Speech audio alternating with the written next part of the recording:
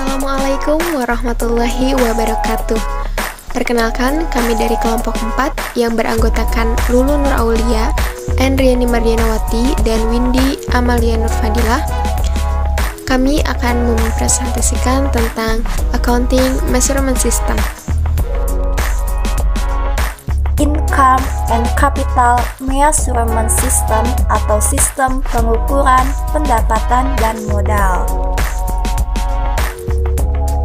Sistem pengukuran pendapatan dan modal terdiri dari 3 sistem, yaitu pertama, Historical Cost Accounting, kedua, Current Cost Accounting, dan ketiga, Exit Price Accounting.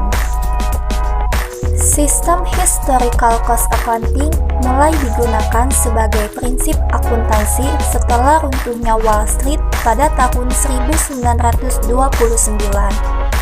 Sistem historical cost merupakan sistem akuntansi yang fundamental sebagai dasar untuk mengukur modal, menghitung pendapatan, mencatat, dan melaporkan kegiatan ekonomi terkait dari suatu entitas sampai dengan akhir tahun 1930-an. Pada tahun 1960-an, beberapa alternatif sistem penilaian dikembangkan berdasarkan historical cost sebagai fundamental sistem akuntansi. Pertama, yang diperbarui dari sistem biaya dengan mengusulkan untuk mengukur penggunaan sumber daya dan penilaian modal pada harga beli sekarang atau current buying price. Kedua, menggunakan harga jual sekarang atau current selling price. Historical Cost Accounting atau akuntansi biaya historis. Tujuan akuntansi.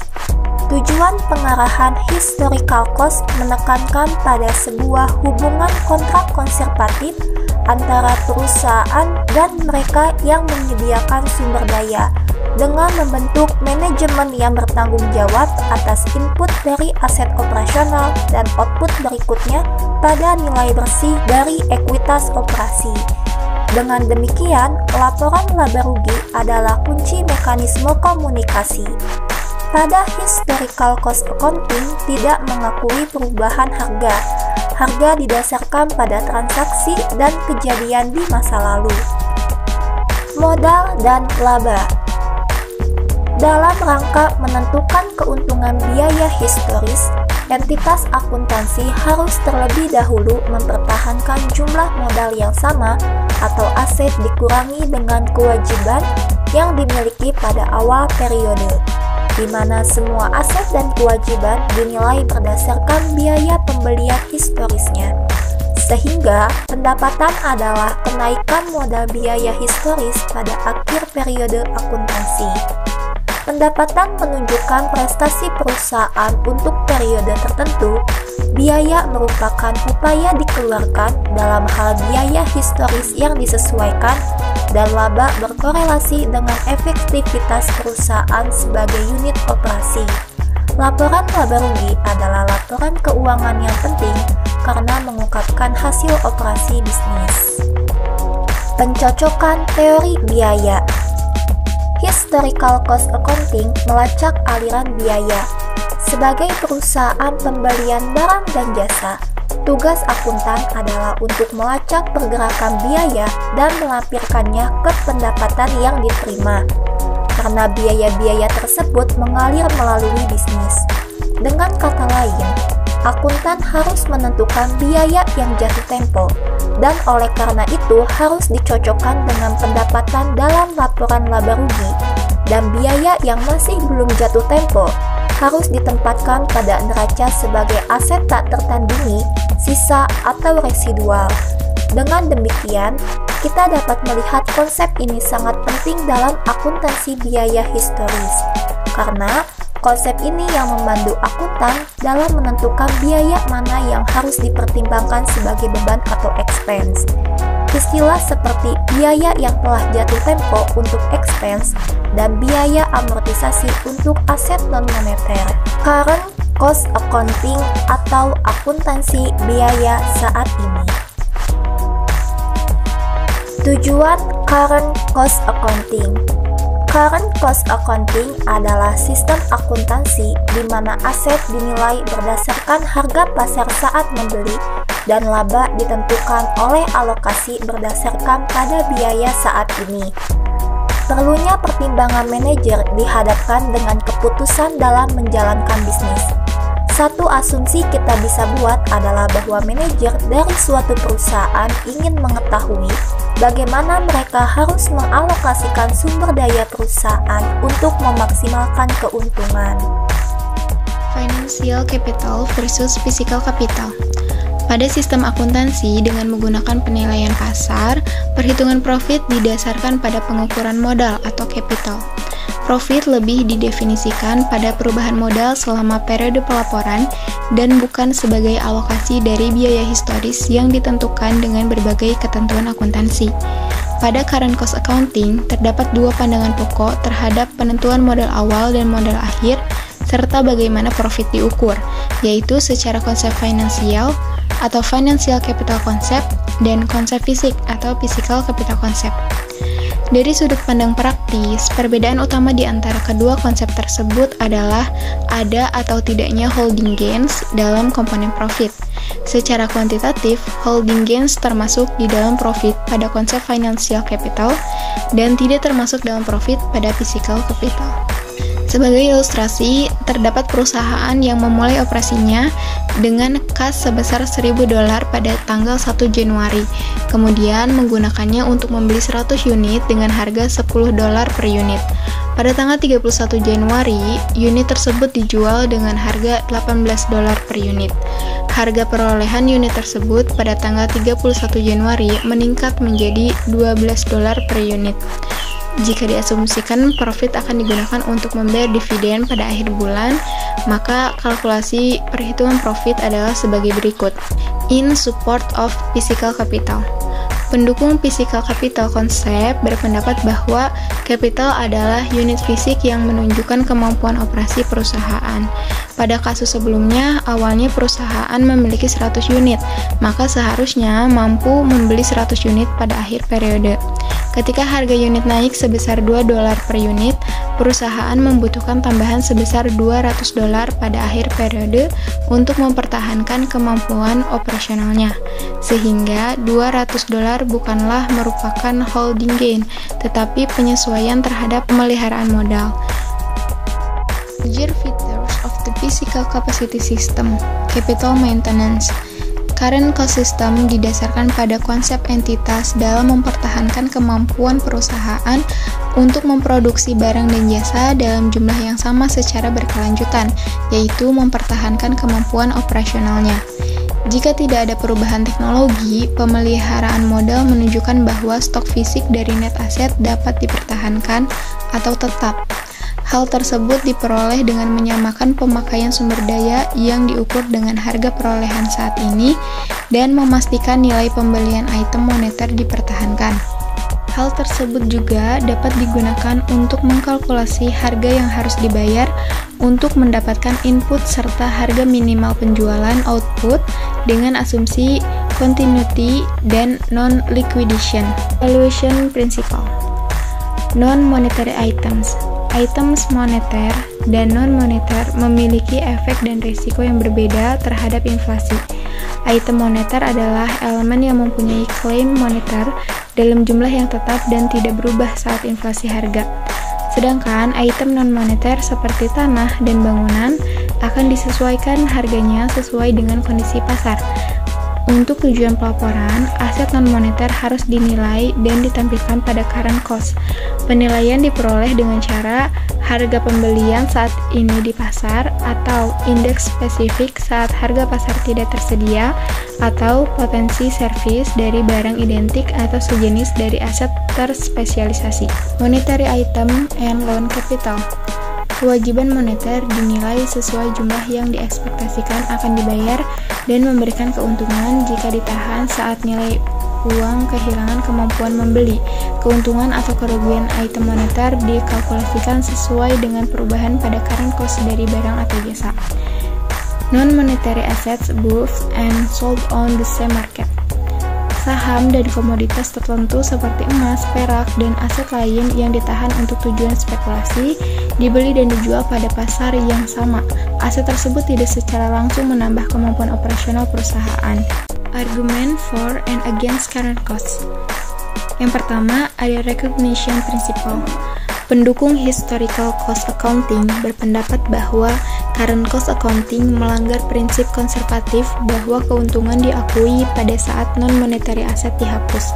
Pendukung physical capital juga berpendapat bahwa jika perusahaan berencana menggunakan non-current asset dibandingkan menjualnya, perubahan pada harga pasar dari aset tersebut tidak relevan untuk dijadikan profit. 2.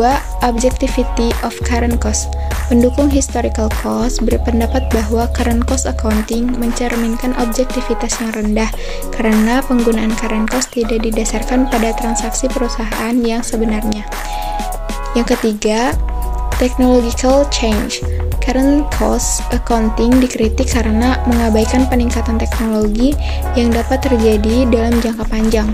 Ketika mesin baru mengubah biaya produksi, maka harga dari mesin lama harus disesuaikan. More specific criticism. 1.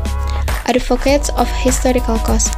Pendukung historical cost menolak current cost accounting pada dasarnya dikarenakan melanggar prinsip realisasi tradisional.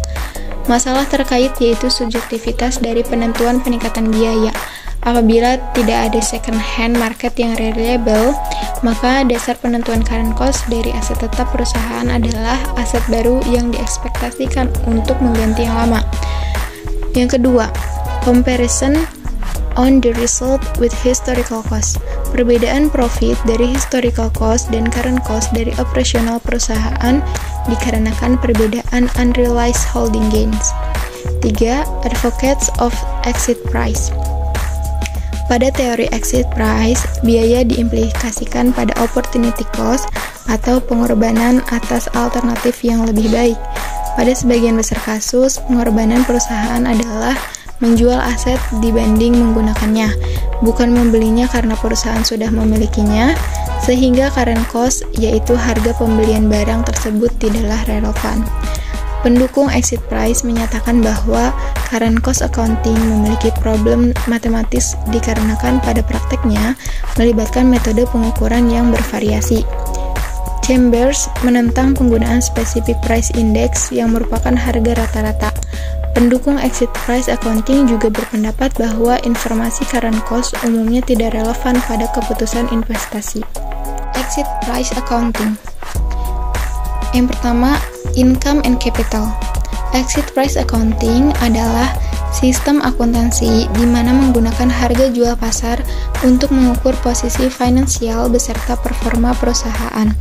Terdapat dua perbedaan yang mendasar dengan perhitungan historical cost pada akuntansi. Yang pertama, nilai dari aset non-moneter yang disesuaikan berdasarkan harga pasar berfungsi untuk mengukur aset tersebut, dan jika terdapat income, dianggap sebagai unrealized gains. Yang kedua, perubahan dalam kekuatan daya beli uang secara umum yang dipertimbangkan ketika mengukur modal keuangan dan hasil dari operasi. Jadi, aset yang tercatat pada neraca disajikan kembali pada exit values atau harga jual, sehingga laporan yang ada menggambarkan nilai wajar pasar pada perusahaan, bukan saat situasi fire sale atau ambigu. Laporan laba rugi menggambarkan profit atau losses dari hasil operasi yang disesuaikan dengan keuntungan dalam memegang aset. Bagaimanapun, profit diukur dalam konsep komprehensif, di mana dalam konsep ini mengukur secara total perubahan real dalam nilai daripada elemen ekuitas yang telah diakui. Yang kedua, objective of accounting, adaptive decision making. Chamber mengakui bahwa setiap aset yang dimiliki pada prinsipnya adalah nilai dari pertukaran atau exit value dan nilai pakai atau value in use. Nilai pakai atau nilai saat ini pada dasarnya adalah sejumlah nilai yang dihitung dari harapan saat ini, dan hal itu merupakan keyakinan atas masa depan, bukan fakta pada saat ini. Yang ketiga, argumen for exit price accounting, yaitu ada providing useful information, relevant and reliable information, additivity, allocation, reality, objectivity, dan a measure of risk. value in use versus value in exchange, atau nilai pakai versus nilai tukar. Nah, pada pendekatan value in use atau nilai pakai, yaitu bisa menggunakan investor eksternal atau entitas yang berorientasi pada produksi sebagai benchmark yang relevan. Investor juga lebih tertarik pada future cash flow perusahaannya dibanding dengan nilai likuiditasnya yang dapat diprediksi secara akurat dengan laba operasional dibandingkan dengan current cash flow. Sehingga yang dibutuhkan adalah pengukuran income yang sesuai dengan current cost dari input aset terhadap output. Nah, pada pendekatan ini juga lebih terkonsentrasi pada perolehan hasil yang paling efisien dari penggunaan aset dengan tidak mempertimbangkan adaptasinya. Selanjutnya, pada pendekatan value in exchange atau nilai tukar, di sini lebih ke sudut pandang kepada manajer internalnya atau kreditur yang akan membuat keputusan yang berkaitan dengan likuiditas dari perusahaan dari current spending forward yang merupakan performa jangka pendek perusahaan. Pendekatan ini juga penting bagi perusahaan dengan masalah likuiditas atau perusahaan yang berhubungan dengan tradable goods yang operasinya dengan cepat beradaptasi pada kondisi pasar. A Global Perspective and IFRS Issues for Auditors atau perspektif global dan isu-isu IFRS untuk auditor. Yang pertama, dari current cost di United Kingdom, Komite Sandilands yang didirikan oleh pemerintah UK merekomendasikan sistem akuntansi current cost pada tahun 1975. Komite tersebut memutuskan bahwa pernyataan historical cost memiliki kegunaan yang terbatas. Lebih lanjut lagi, mereka yakin bahwa holding gains mencerminkan kondisi ekonomi saat ini, yang secara umum berada di luar kendali manajemen dan tidak mengindikasi aktivitas normal. Mereka memutuskan bahwa holding gains seharusnya diungkapkan namun tidak dimasukkan ke dalam laba. Keinginan Komite Sandilands disahkan oleh pemerintah dan diterima oleh profesi akuntan yang diwakili oleh Accounting Standard Steering Committee, dan disepakati bahwa implementasinya diserahkan kepada profesi akuntan atau Inflation Accounting Steering Group atau IASG, dibentuk di awal 1976 dan menerbitkan Exposure Draft 18 setelah perdebatan dan direvisi di uji coba. Accounting Standard Committee menerbitkan pernyataan SSAP 16 tentang current cost accounting pada Maret 1980 yang bersifat mandatori. Setelah digunakan oleh banyak perusahaan, setelah banyak terjadi perdebatan, ASC menarik status mandatori sebagai SSAP 16 pada tahun 1985. Current cost in Australia. Pada Oktober 1976, profesi akuntan mengeluarkan DPS 11 Statement of Professional Accounting Standard tentang current cost accounting pada Oktober 1976. Amandemen atas standar tersebut beserta panduannya diterbitkan pada Agustus 1978. Sistem yang direkomendasikan untuk current cost didasarkan untuk menjaga kapasitas operasi perusahaan. Setelah banyak kritik, lobby yang dilakukan perusahaan serta individual, dan kurangnya efek yang material, versi Dougherty dari Statement of Accounting Practice atau SAP 1 diterbitkan. SAP 1 membuat perubahan arah. SAP 1 mendorong perusahaan-perusahaan menampilkan pelaporan akuntansi historical cost. Namun laporan tersebut bukanlah suatu keharusan untuk dibuat. Selanjutnya ada International Accounting Standard and Current Cost. Tanggal 15 Juli 2004, AASB memilih untuk mengadopsi standar akuntansi internasional untuk semua entitas pelaporan yang mempersiapkan laporan keuangan yang ditujukan untuk umum setelah 1 Januari 2005. Standar tersebut juga diadopsi oleh perusahaan-perusahaan Eropa yang tercatat dalam pasar modal yang menggunakan akuntansi konsolidasian IAS 39 atau AASB 139 tentang Financial Instrument atau Recognition and Measurement, dan IFRS 3 atau AASB 3 tentang Business Combination, mendefinisikan nilai wajar sebagai jumlah di mana suatu aset dapat dipertukarkan. Kewajiban diselesaikan antara pihak yang sejajar sesuai arm's length transaction. Dalam pasar aktif, fair value normalnya adalah harga transaksi terkini, dan jika ada pasar aktif maka dapat menggunakan banyak hal lain untuk menentukan fair value. Untuk itu, auditor bisa mengumpulkan bukti untuk mendukung opini mereka, di mana laporan keuangan disajikan secara wajar dan sesuai dengan standar aturan. Bukti ini haruslah cukup dan memadai, yang artinya secara kuantitas cukup dan secara kualitas meyakinkan. Untuk mengurangi risiko, auditor dapat pula menggunakan jasa ahli penilai untuk memberikan penilaian terkait nilai aset-aset, sehingga auditor memiliki keyakinan yang memadai terkait penyajian aset.